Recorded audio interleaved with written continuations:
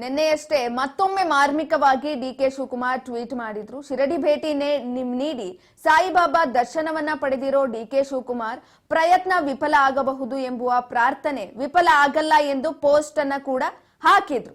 ನಂಬಿಕೆ ಮತ್ತು ಸಹನೆ ಎಲ್ಲವನ್ನ ಕೂಡ ಸಹಕಾರ ಮಾಡುತ್ತೇವೆ ಎಂದಿರುವಂತ ಡಿಸಿಎಂ ಡಿಕೆ ಶಿವಕುಮಾರ್ ಇದೀಗ ಹೇಳಿಕೆಯನ್ನ ಕೊಟ್ಟಿದ್ದಾರೆ.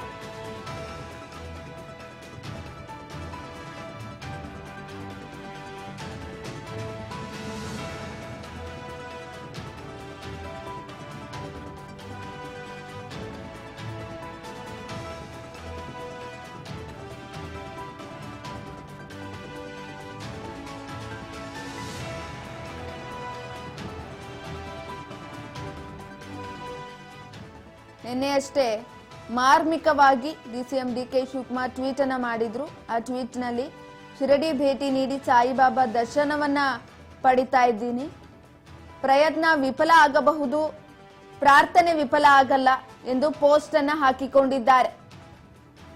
ಪ್ರಯತ್ನ ಒಂದು ವೇಳೆ ವಿಫಲ ಆಗತ್ತೆ, ಆದ್ರೆ ಯಾವುದೇ ಕಾರಣಕ್ಕೂ ಕೂಡ ಪ್ರಾರ್ಥನೆ ವಿಫಲ ಆಗಲ್ಲ ಅಂತ ಪೋಸ್ಟ್ ಅನ್ನ ಹಾಕಿಕೊಂಡಿರುವಂತದ್ದು.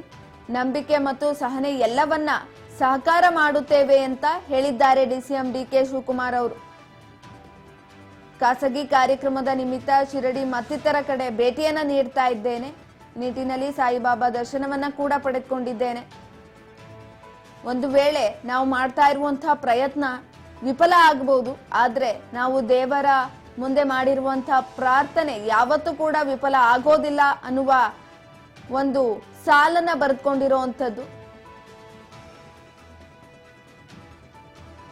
ನಿನ್ನೆ ಈ ರೀತಿಯಾದಂತಹ ಮಾರ್ಮಿಕವಾಗಿ ಟ್ವೀಟ್ ಅನ್ನ ಮಾಡಿದ್ರು ಡಿಸಿಎಂ ಡಿಕೆ ಶಿವಕುಮಾರ್. ಅದಾದ ನಂತರ ಇಂದು ಬುಲಾವ್ ನೀಡುವಂತಹ ವದಂತಿಗಳು ಸರಿಯಿಲ್ಲ ಅನ್ನುವ ಟ್ವೀಟ್ ಅನ್ನ ಮಾಡಿದ್ದಾರೆ.